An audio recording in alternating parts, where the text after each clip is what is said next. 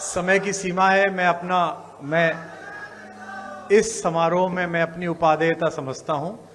मेरी उपादेयता हर बार ब्रजेश भाई तय करते हैं। 2017 से वो मेरा इसी प्रकार से आर्थिक और भावात्मक शोषण जो कर रहे हैं उसके लिए मैं उनका आभारी हूं। एक आध बार तो मैंने प्रयास किया कि मैं यहां से बच जाऊं महाराज जी। मुझे लगा कहीं जहां दूसरी जगह ठीक ठाक सामान हो वहां जाऊं, तो उसमें फिर जब इनकी नहीं चलती तो ये महाराज जी का नाम ले देते कि महाराज जी आएंगे देख लीजिए आप। तो फिर मुझे लगता है कि महाराज जी का शासन है, सम्मान से बुला रहे हैं चले जाओ, वरना सम्मान से भी बुला ही सकते हैं।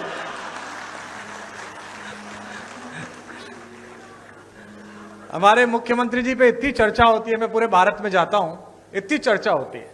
लोग कहते हैं कि वे तो संत हैं, वे तो पीठाधीश्वर हैं और शासन, और हमारे यहाँ जो घटनाएं होती रहती हैं, अपराध मुक्त जो प्रदेश हुआ। तो मैंने लोगों से कहा कि देखो संतों का काम ही होता है, दो प्रकार के संत हैं। एक संत वो हैं जिनसे सज्जन व्यक्ति मिलता है और मिलते ही मोक्ष को प्राप्त करता है। एक हमारे महाराज जी हैं, दुष्ट व्यक्ति दिखता है, मिलता है और फिर मोक्ष को प्राप्त करता है। दोनों प्रकार से साधन संपन्न है। और आवश्यक भी है, क्या करें, देश ऐसी स्थिति में आ गया है। पहले डॉक्टर्स RX लिखते थे, वो RDX लिखने लगे हैं, क्या करेंगे आप। तो ऐसे समय में तो बहुत आवश्यक है। आदरणीय रक्षा मंत्री जी ने बड़ा उल्लेख किया। मेरा सौभाग्य रहा कि अटल जी की कृपा, उनका स्नेह मुझ पर भी रहा और वो लगातार अपने घर पर एक गोष्ठी करते थे जिसमें रक्षा मंत्री जी की उपस्थिति होती थी, आदरणीय दिनेश भैया की उपस्थिति होती थी। तो पार्टी के सभी लोग बैठे हुए हैं आज यहाँ पर, बहुधा पार्टी के ही लोग हैं। तो तीन प्रकार की पीढ़ियां पार्टी में आ गई। एक अटल जी की पीढ़ी थी जिसमें आदरणीय अडवाणी जी, जोशी जी, वो एक पीढ़ी थी। फिर आदरणीय रक्षा मंत्री जी की, प्रधानमंत्री जी की एक पीढ़ी आई। अब एक तीसरी पीढ़ी हमारे यशस्वी मुख्यमंत्री जी की, देवेंद्र फडणवीस जी की। तीन पीढ़ियां लगातार काम कर रही हैं और तीनों के दृष्टिकोण में अंतर है। अटल जी कहते थे कि आपके घर पर कोई कूड़ा फेंके तो आप स्वयं साफ कर दो। मोदी जी की, राजनाथ जी की पीढ़ी कहती है कि आपके घर पे कूड़ा फेंके तो आप उससे ही साफ कराओ। और मुख्यमंत्री जी की पीढ़ी कहती है कि आपके घर पर कोई कूड़ा फेंके तो आप कूड़े को भी साफ करो। आप में से कुछ कम लोग समझे, इसके लिए मैं आपका आभारी हूं। समय की मर्यादा है, सीमा है। मैं केवल एक कविता सुनाऊंगा, चूंकि आदरणीय मुख्यमंत्री जी को जाना है और वे बहुत व्यस्तता उनके बीच है, समय है। अटल जी जैसे लोग किसी देश में शताब्दी में एक होते हैं। जैसा राजनाथ जी ने कहा, आदरणीय रक्षा मंत्री जी ने, कि पद बड़ा हो जाना महत्वपूर्ण नहीं है, कद बड़ा हो जाना महत्वपूर्ण है। और मैंने स्वयं देखा, हम लोग BA की पहली साल में पढ़ते थे। हमारे यहाँ के एक यशस्वी पत्रकार थे शिव कुमार गोयल जी, आदरणीय राजनाथ जी उनसे परिचित थे।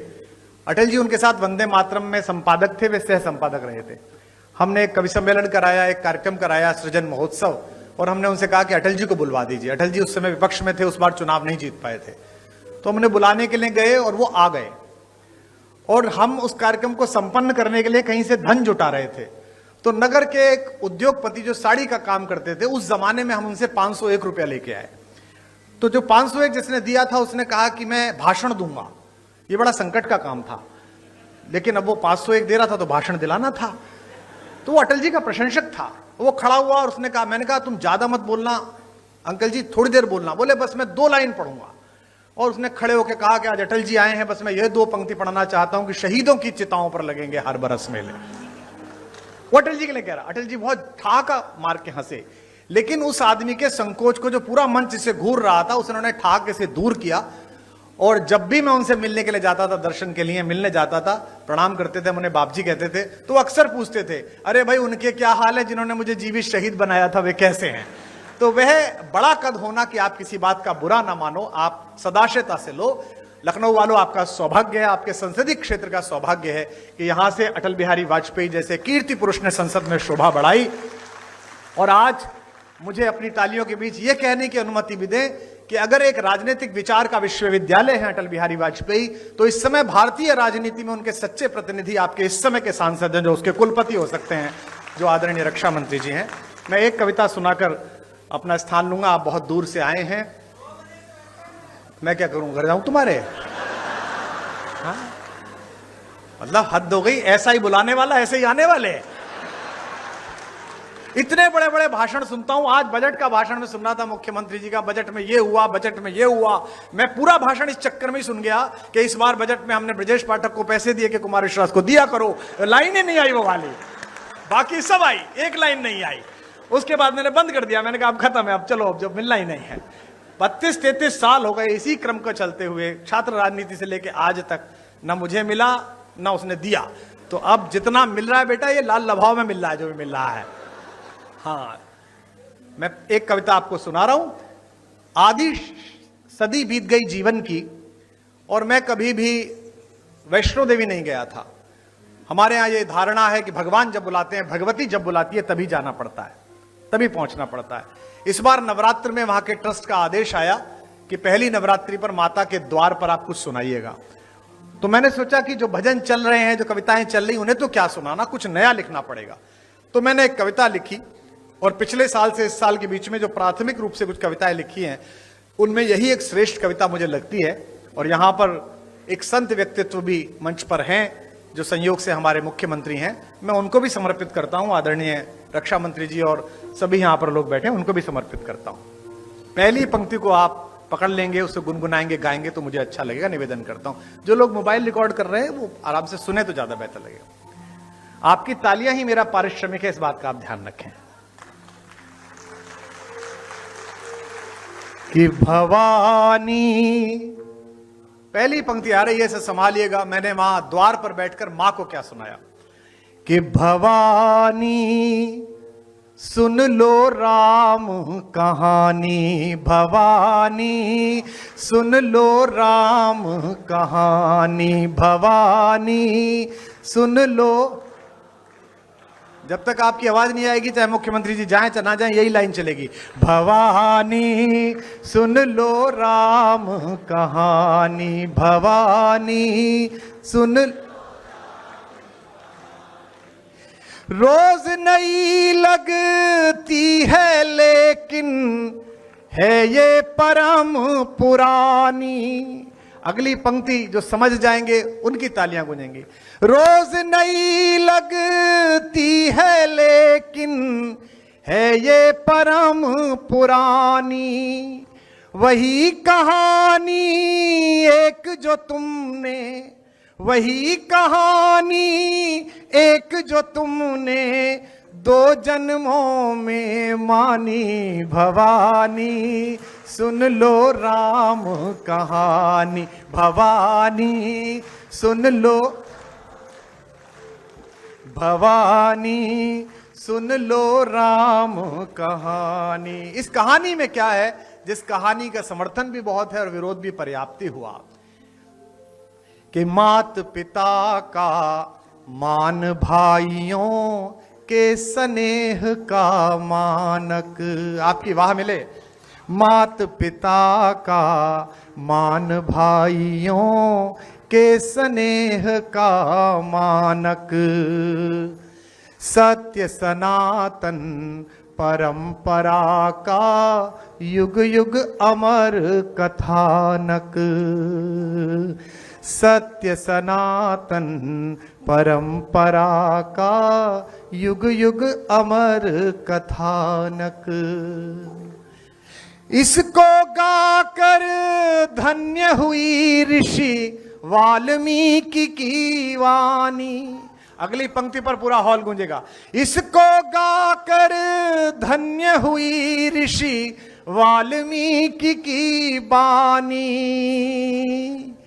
इसकी महिमा, इसकी गरिमा, इसकी महिमा, इसकी गरिमा बजरंगी ने जानी। भवानी सुन लो राम कहानी, भवानी सुन लो राम कहानी, भवानी सुन लो, भवानी सुन लो। अपना कोई आदर नहीं है, कोई सम्मान नहीं है। किसका, कौन इतना कविता का इतना आदर कहां से हो कि इतने महत्वपूर्ण लोग बैठे और अपना समय दें। हम जिसे गा रहे हैं उसका नाम बहुत बड़ा है। पंक्ति पढ़ रहा हूं और पहली पंक्ति पर जो कवि यहां बैठे हैं, साहित्यकार बैठे हैं, उनका स्नेह मिले और भारतीय जनता पार्टी के लोग कितने भी गर्वित हो जाएं कि इतने राज्यों में सरकार है, केंद्र में 3 बार आ गई कि 4थी बार आएगी। हम तो ये मानते हैं कि जैसी भी पार्टी है, जो भी है, कवि के द्वारा चलाई गई है, कवि के परिश्रम से, उसके शब्दों से चली है। कि तुलसी तुलसी से पावन हो गए कथा यह गाकर, तुलसी से पावन हो गए कथा यह गाकर। भाग्य बली हैं फिर भी खुद को कहें राम का चाकर, भाग्य बली हैं फिर भी खुद को कहें राम का चाकर। एक पंक्ति खास तौर पर सुन लीजिएगा, भाग्य बली हैं फिर भी खुद को कहें राम का चाकर। जब तक सब नहीं बजाओगे यही चल रही है, भाग्य बली हैं फिर भी खुद को कहे राम का चाकर। यह कोरी कल्पना नहीं है आगम निगम बखानी, यह कोरी कल्पना नहीं है आगम निगम बख। लखनऊ में हाई कोर्ट की एक ब्रांच है। यह देश अद्भुत है। यहां राम हुए हैं या नहीं हुए हैं, इस बात का मुकदमा सुप्रीम कोर्ट में 30 साल चला। न्याय के देवता को न्याय के मंदिर में ही पुष्ट कराना पड़ा कि वे वहीं पैदा हुए हैं जहां उनका मंदिर बना है। अद्भुत देश है।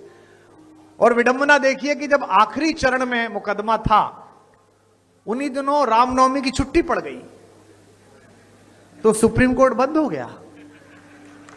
तो हमने मिलॉर्ड से फोन करके पूछा कि अगर नहीं हुए तो छुट्टी क्यों हुई थी, और छुट्टी हुई है तो हुए ही होंगे। तो मैं गोमती के तट पर पंक्ति पढ़ रहा हूं, राम हुए हैं नहीं हुए इसकी गवाही देने के लिए मैं एक पंक्ति लेकर आया हूं।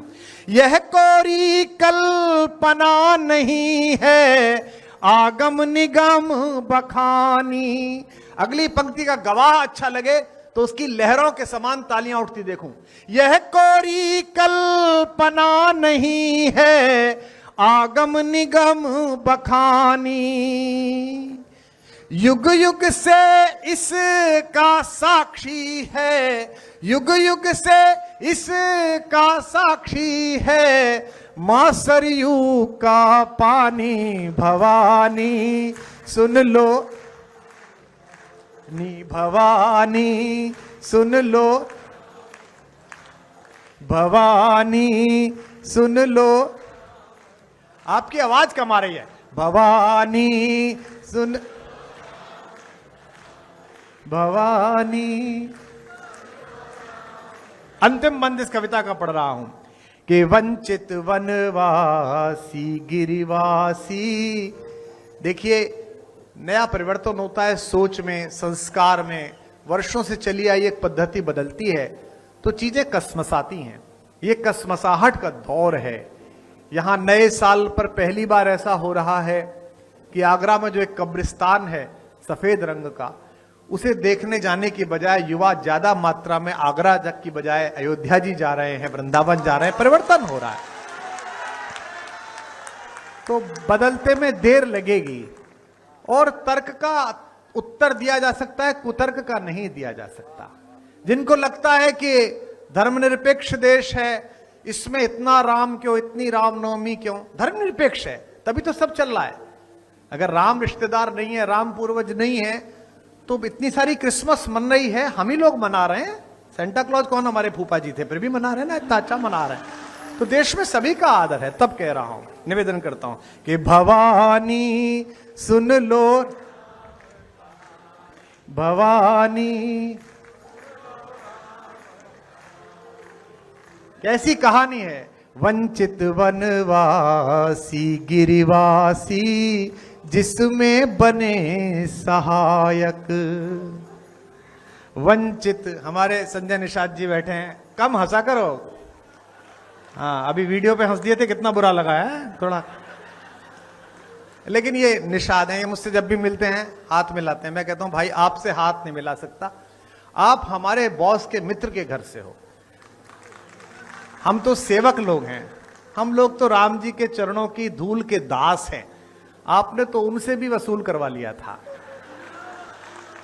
तो अगर इस सरकार में वसूल है कर रहे हैं तो इसमें समस्या क्या है? राम जी की सरकार है तो निषाद वसूल कर रहा है, उसमें क्या है?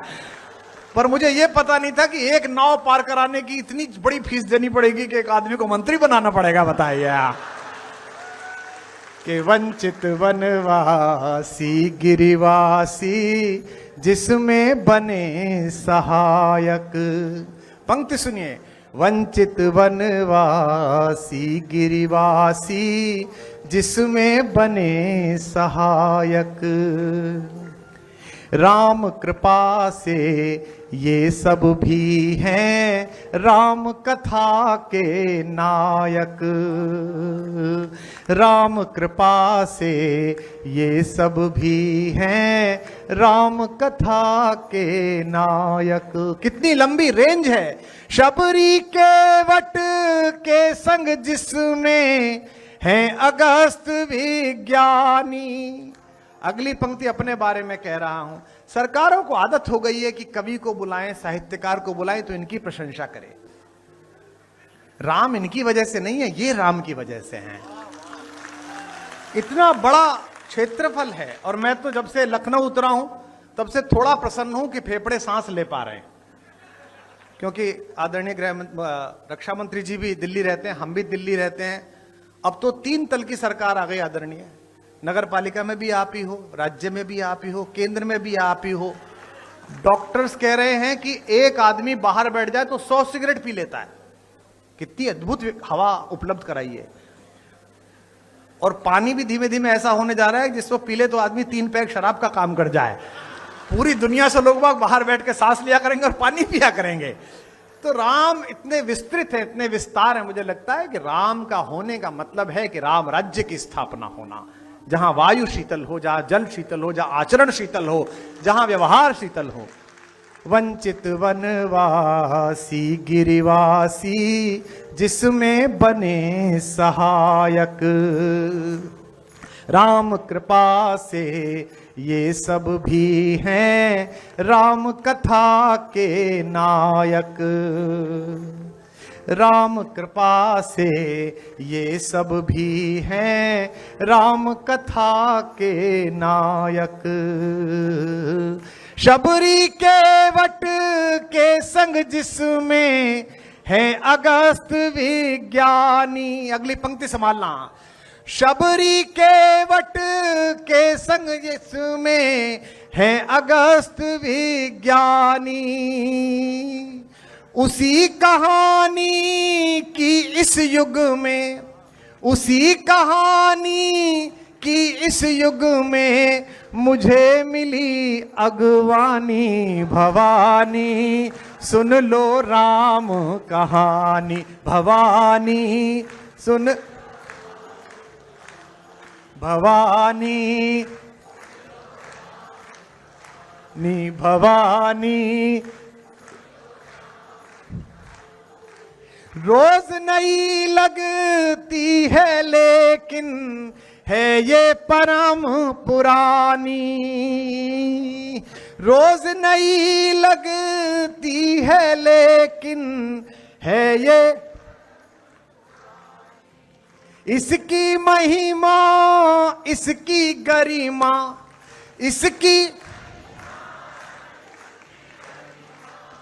इसकी महिमा इसकी गरिमा बजरंगी ने जानी। भवानी सुन लो, भवानी भवानी भवानी। आपकी तालियां कम है इसलिए सुनाने का मन नहीं कर रहा। एक कविता चलते चलते सुना देता हूं, इसलिए क्योंकि भारत के यशस्वी रक्षा मंत्री जी हैं और मेरे प्रति पिछले 3 दशकों से पुत्रवत स्नेह उनका रहा है। और मैंने सदैव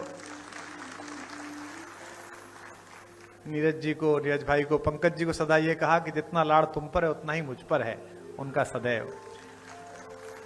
और वही अटल जी की छवि उनमें दिखती है, अभिभावक की छवि दिखती है। किसी भी दल का व्यक्ति हो, राजनेता अजात शत्रु होना चाहिए। जब आप सामने बैठे हुए व्यक्तियों को विरोधी की बजाय विपक्षी मानने लगते हैं तो संकट हो जाता है। मैंने तो पूरे लोकतांत्रिक जीवन में, विधानसभा में, राज्यसभा में भी आप इतनी कम आयु में रहे, मैंने तो पहली बार उन्हें क्रोध में देखा इस बार, जब कोई उधर से बोला, हाँ एक बैठी हुई पार्टी का एक आदमी बोला बैठ जाओ, तो रक्षा मंत्री जी के अंदर का सिंह जागा, कहा कौन बिठाएगा हमें, तो पूरा सदन तालियों से गूंज उठा, तो एकदम आनंद जागृत हुआ। भारत जैसी, यार तुम सब कुछ करो, ये मैं जब खड़ा रहूं ना तो जिंदाबाद वगैरह मत करो यार। मेरे जीवन के 7 साल बर्बाद हुए इसी में, जिंदाबाद मुर्दाबाद। ये इनके लिए क्या करो ना, आदरणीय के लिए क्या करो, हमें तो तुम वाह ताली कर दो बस, बहुत है, पर्याप्त है, आनंद हो जाएगा इसमें। केशव भैया आ गए हमारे, आइए केशव भैया आ जाइए, क्या बात है।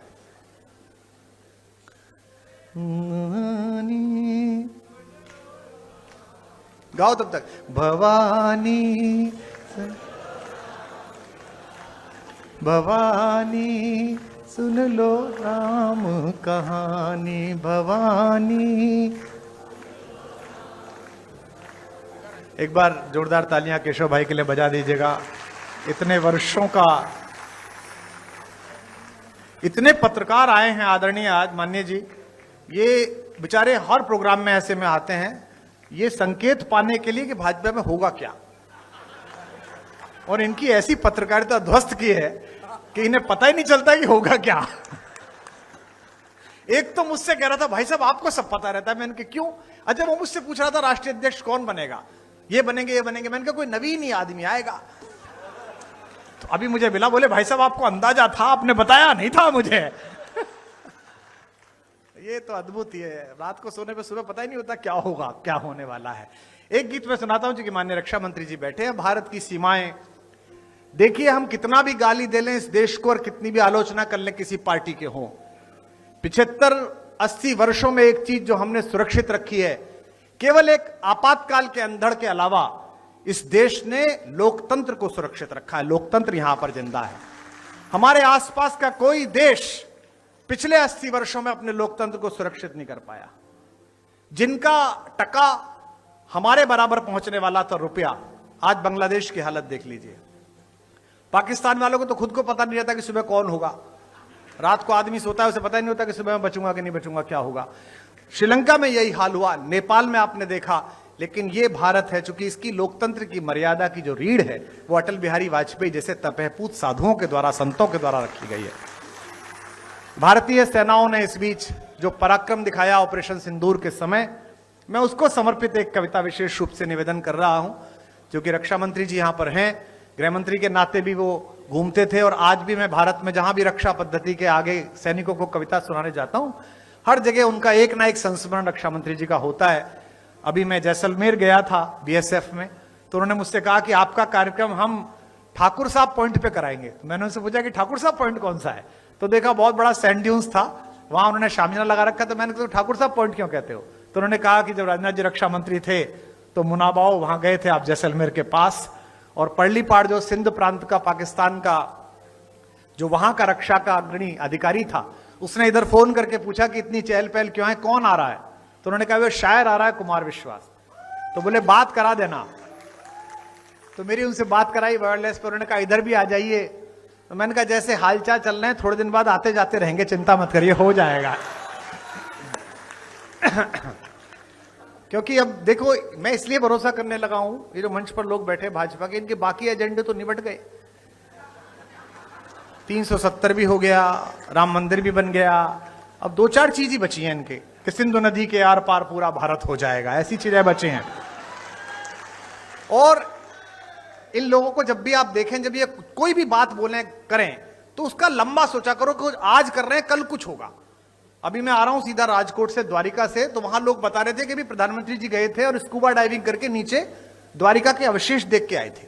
तो पत्रकार मुझसे पूछ रहे थे क्यों गए होंगे कृष्ण जी का घर देखने। मैंने कहा बनवाने की सोच रहे होंगे, मन में आ गई होगी कि भाई बनवा ले, तो हो सकता है वास्तु देखने गए हों कि भाई कैसे कैसे बनवाना है। तो एक गीत सुनाता हूं मैं। सीमा पर जो सिपाही लड़ता है वो केवल अपने हथियार से नहीं लड़ता, वो इस देश के 150 करोड़ लोगों की सद्भावनाओं, शुभकामनाओं और आश्वस्ति के सहारे लड़ता है, उनके भरोसे। आपकी तालियां कमजोर पड़ गई हैं, काफी देर से आप बैठे हैं 2 बजे से। तो मैं एक गीत आपको सुनाता हूं जो सीमा पे सिपाही लड़ता है उसका गीत, कि वो कौन सिपाही होता है जो मेरे और आपके लिए चुपचाप जाकर अपना प्राण दान कर देता है। और उस पर कई बार राजनीति जब मूर्खतापूर्ण टिप्पणी करती है तो गुस्सा भी आता है, कवि होने के नाते निवेदन कर रहा हूं, सुनिएगा। आपको तो सुना ही रहा हूं, विशेष रूप से रक्षा मंत्री जी को यह समर्पित कर रहा हूं कि है नमन उनको कि जो इस देह को अमरत्व देकर। इस गीत को संभाले रहिएगा, जो कि मैं इसे पूरा पढ़ कम पाता हूं, गला रुक जाता है नमन उनको कि जो इस देह को अमरत्व देकर इस जगत में शौर्य की जीवित कहानी हो गए हैं। और अगली पंक्ति पर पूरा हॉल गूंजे, हमें लगे कि हम इस जाते हुए साल में अपने सैनिकों के लिए अपनी शुभकामनाएं भेज रहे हैं कि है नमन उनको कि जो इस देह को अमरत्व देकर इस जगत में शौर्य की जीवित कहानी हो गए हैं। है नमन उनको कि जिनके सामने बौना हिमालय। है नमन उनको कि जिनके सामने बौना हिमालय, जो धरा पर गिर पड़े पर आसमानी हो गए हैं। है नमन उनको कि जिनके सामने बौना हिमालय। जिस घर से वो लड़का जाता है, मेरे उत्तर प्रदेश के, मध्य प्रदेश के, पूरे भारत के घरों से उसकी मां, उसके पिता, उसकी बहनों के लिए एक पंक्ति पढ़ रहा हूं। पिता जिसके रक्त ने उज्जवल किया कुल वंश माथा, मां वही जो दूध से इस देश की रज तोल आई। बहन जिसने सावनों में भर लिया पतझर स्वयं ही। ये एक पंक्ति भगवती ने मुझे दी है, आपको अच्छी लगे तो बताना। मैं मेरठ कमिश्नरी से आता हूं। हमारे यहां ऐसे ऐसे गांव है, सैदपुर जैसे, जहां हर घर से एक लड़का फौज में है, हर घर से एक लड़का फौज में है। हमारे यहां जब रक्षाबंधन आता है तो अभ्यास के आधार पर कई बहनें ऐसी होती हैं जो थाली में 3 राखियां रख लेती हैं, और फिर अचानक याद आता है कि एक राखी तो तिरंगा थामे सरहद पर छूट गई है, राखी तो अब 2 ही रह गई हैं। मैं उस बहन के लिए पंक्ति पढ़ूं तो आपकी आंखें भी छलछलाएं, आपके हाथ भी उठें कि पिता जिसके रक्त ने उज्जवल किया कुल वंश माथा, मां वही जो दूध से इस देश की रज तोल आई। बहन जिसने सावनों में भर लिया पतझर स्वयं ही, हाथ ना उलझे कलाई से जो राखी खोल लाई। बेटियां जो लोरियों में भी प्रभाती सुन रही थी। पुलवामा के बाद आजमगढ़ के एक लड़के का, एक सैनिक का शवदाह हमने देखा टीवी पर, जिसमें उसकी 6 साल की बच्ची अपने पिता के शव को सल्यूट कर रही थी। मैं उस बिटिया का चित्र बना रहा हूं एक पंक्ति से, एक भी हाथ खामोश ना हो उस बिटिया को प्रणाम करने के लिए अपनी तालियों में। बेटियां जो लोरियों में भी प्रभाती सुन रही थी, पिता तुम पर गर्व है चुपचाप जाकर बोले आई।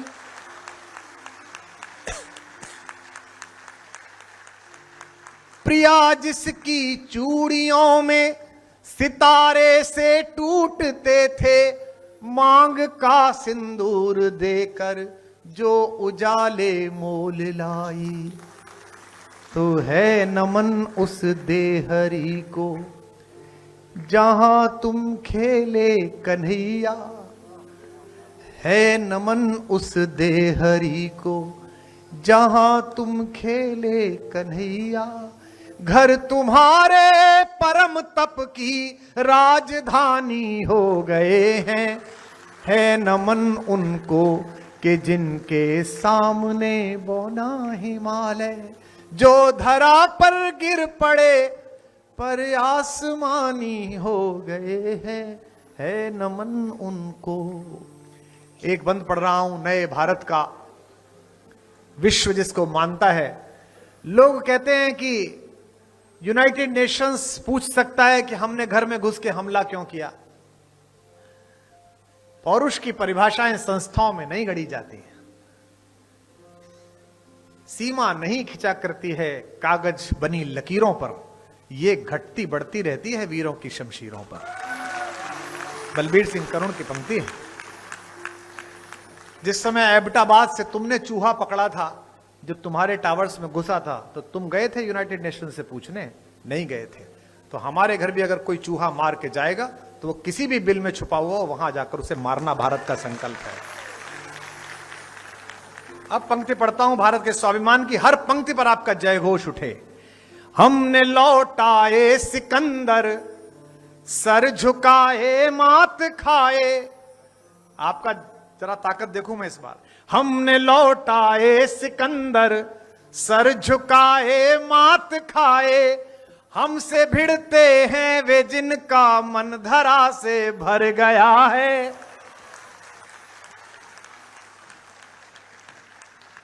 जय घोष थोड़ा कम था, अगली पंक्ति पर बताना।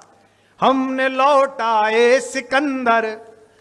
जब पुलवामा में थोड़ा तनाव बढ़ा तो वहां की एक पूर्व विदेश मंत्री हैं, ईश्वर की कृपा से बहुत सुंदर हैं, उसमें क्या है, मैंने अल्लाह के कारण थोड़ी कहा, ईश्वर के कारण कहा। तो उन्होंने लिख दिया ट्विटर पर कि जंग हुई तो मैं भी लड़ने जाऊंगी, मेरे नाना जी भी फौज में थे। मैंने एक छोटी सी बात पूछी थी, उसमें नाराज हो गई। मैंने उनसे पूछा था आपके नाना जी ढाका में पोस्टेड तो नहीं थे? हमने लौटाए सिकंदर, सर झुकाए मात खाए। हमसे भिड़ते हैं वे जिनका मन धरा से भर गया है। और अगली पंक्ति पर रक्षा मंत्री जी को बताना कि देश क्या सोच रहा है। जो आप सोचते हैं वो इन्हें करना पड़ता है, इसलिए कह रहा हूं। नर्क में तुम पूछना अपने बुजुर्गों से कभी भी, उनके माथे पर हमारी ठोकरों का ही बयां है।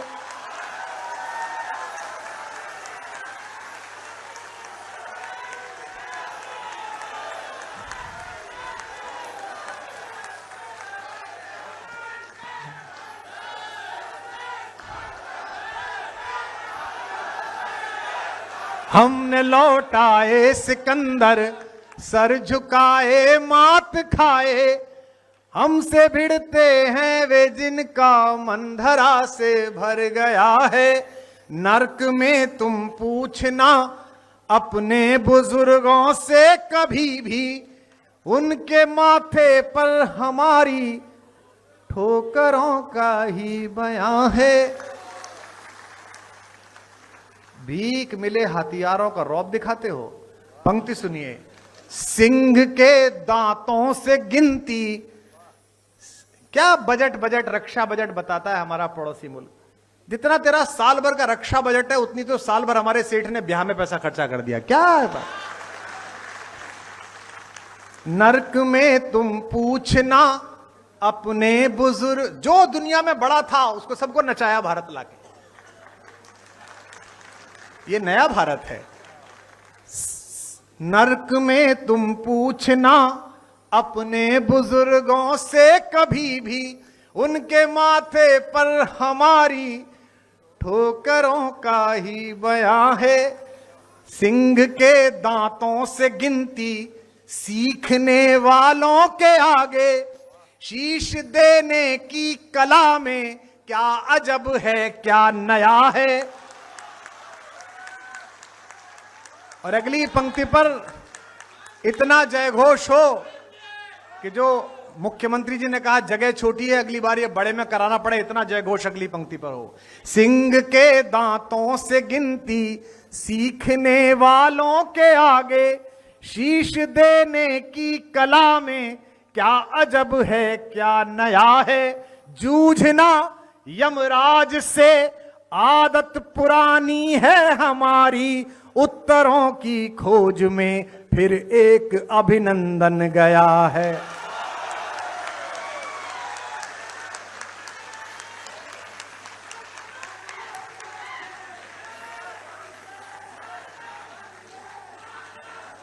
तो है नमन उनको, है नमन उनको कि जिनकी अग्नि से हारा प्रभंजन।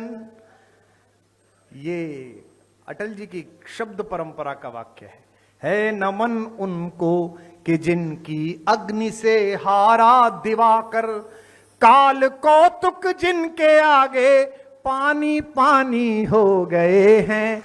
है नमन उनको कि जिनके सामने बौना हिमालय। अंतिम नमन पढ़ रहा हूं, एक एक पंक्ति का नमन, एक एक पंक्ति की बातचीत आपको पता चल सके तो बताइएगा कि लिख चुकी है विधि तुम्हारी वीरता के पुण्य लेखे। कविता सुने और बताए, लखनऊ की शायरी सुनता है कि लिख चुकी है विधि तुम्हारी। 3.5 घंटे की एक फिल्म बनी, एक फिल्म धुरंधर। अच्छा भाई, फिल्म बनी है, देख लो या मत देखो, यही तो होगा भाई। फिल्म बनी है, देखो मत देखो। देखने वालों ने तो हल्ला नहीं मचाया, जिनको विरोध करना था भाई साहब ये तो प्रोपोगंडा है। किसके खिलाफ? अच्छा किसके खिलाफ प्रोपोगंडा है? चल पाकिस्तान के खिलाफ, तो ताली बजा। इस देश में कुछ लोगों को समझ में नहीं आती है, और ये लोग जो मंच पर बैठे हैं, जिस दल के अधिकांश हैं, ये इतने तेज लोग हैं, ये हर 5 दिन बाद प्रतिपक्ष को एक होमवर्क देते हैं। अच्छा वो उठा के ले जाते हैं, अरे भाई वो दे रहे हैं तो मत लो। वंदे मातरम के 150 साल मनाएंगे, 150। अब इन्होंने जब भारत माता की जय 2 बार बोला तो 3 बार बोल देता भाई। हाँ देखो वो तब से ही बोल रहा है। मेरे को मिल गए थे एक दिन, मेरे को हैदराबाद की फ्लाइट पर लौटते में मिल गए, तो मेरी बगल की सीट पे थे। मैंने कहा भाई जी आपको प्रॉब्लम क्या है भाईजान? बोले देखिए कुमार साहब हमारे यहां नहीं है, हम नहीं बोल सकते। मैंने कहा क्या नहीं बोल सकते? बोले भारत माता की जय। मैंने कहा सुनाई नहीं दे रहा, थोड़ा जोर से बोलिए। बोले भारत माता की जय। मैंने कहा ये हवाई जहाज में आवाज खासा बहुत ज्यादा, जरा थोड़ा जोर से बोलिएगा। तो बोले भारत माता की जय। मैंने कहा सो जाइए, बहुत लंबा रास्ता है। कि है ना कि लिख चुकी है विधि तुम्हारी वीरता के पुण्य लेखे, विजय के उद्घोष गीता के कथन तुमको नमन है। 80 वर्ष हो गए हैं। शुरुआत तो हैजे के टीके ढूंढने में बीती, शुरुआत तो मलेरिया से लड़ने में बीती, शुरुआत तो सड़क बनाने में बीती। अब देश प्रगति कर रहा है, लोगों पर पैसा भी आ रहा है, धन भी आ रहा है, विदेश में जा रहे हैं। आदमी बड़ा हो जाता है, घर के बच्चे बड़े हो जाते हैं, तो पुरखों को तलाशता है कि वास्तविक पुरखे कौन थे, फोटो किसका चिपकाना था। अब फोटो चिपका रहे तो करे ये कहां से ले आए? कल उन्हीं 3 पुरखों के यहां पर बड़े बड़े प्रतिमा का अनावरण होना है, जिनको चिपकाना है, जो पहुंचने यहां तक तो समस्या आ रही है। और ये लोग तो इतने तेज है कि उन्होंने कांग्रेस कार्यालय के बाहर उनका एक पुरखा बिठा रखा था, सरदार पटेल, उसे उठा लाए। बोले क्योंकि अब हमसे बोले कि पटेल तो हमारा था। मैंने कहा तुमने बोला ही नहीं, तुम तो अपने नाना जी, पापा जी, मम्मी जी, चाची जी में लगे रहे। पटेल बाहर बैठे थे तो ले गए उठा के। और मैं तो इनसे कहता हूं, हमारे आदरणीय भूपेंद्र जी बैठे हैं, ये सब वैचारिक लोग बैठे हैं, राम रमापति जी बैठे हैं, गांधी जी को भी ले लो भाई। गांधी जी स्वदेशी भी कह रहे हैं, गांधी जी आयुर्वेद भी कह रहे हैं, गांधी जी गीता भी पढ़ रहे हैं, गांधी जी खादी भी पहन रहे हैं। सारा काम तो वो है जो आप कहते हो, सारा कुछ है। और वहां पूछ भी नहीं रहा कोई, उनके पास अपने ही 3 फर्जी गांधी बहुत है, तो वह असली उठा लो, उसमें क्या है। कि लिख चुकी है विधि तुम्हारी वीरता के पुण्य लेखे। अद्भुत चल रहा है देश में। लिख चुकी है विधि तुम्हारी वीरता के। अभी वो हमारे मुख्यमंत्री चले गए, उनको जाना था बेचारे, कह गए। हमसे लोग कहते हैं कि आपको 5 भाषाएं आती हैं। मैंने कहा उत्तर प्रदेश के आदमी है। बोले वहां सबको आती है। मैंने कहा हमारे चीफ मिनिस्टर को सबसे ज्यादा आती है। बोले कैसे, वो कहां पढ़े? मैंने कहा आप उनके भाषण सुनो, वो खुद ही कहते हैं जो जिस भाषा में समझेगा। अब ज्यादा उन्हें आती है। लिख चुकी है विधि तुम्हारी, वीरता के पुण्य लेखे, विजय के उद्घोष गीता के कथन तुमको नमन है। एक एक नमन पर प्रणाम करिएगा।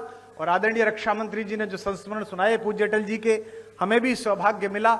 ये कुछ नहीं है जो आज की इनकी पार्टी और जो अटल जी की पार्टी थी उसमें इतना अंतर है कि राम नीति से पार्टी कृष्ण नीति पर आ गई है। राम नीति आदरणीय रक्षा मंत्री जी इस मर्यादा की थी कि पार्लियामेंट में खड़े होकर प्रधानमंत्री जी ने कह दिया कि एक वोट लेकर अगर सरकार बचानी हो तो ऐसी वोट को बचाने से मैं चिमटे से छूने से मना करता हूं। ये राम नीति थी। अब इनके यहां कृष्ण नीति आ गई है।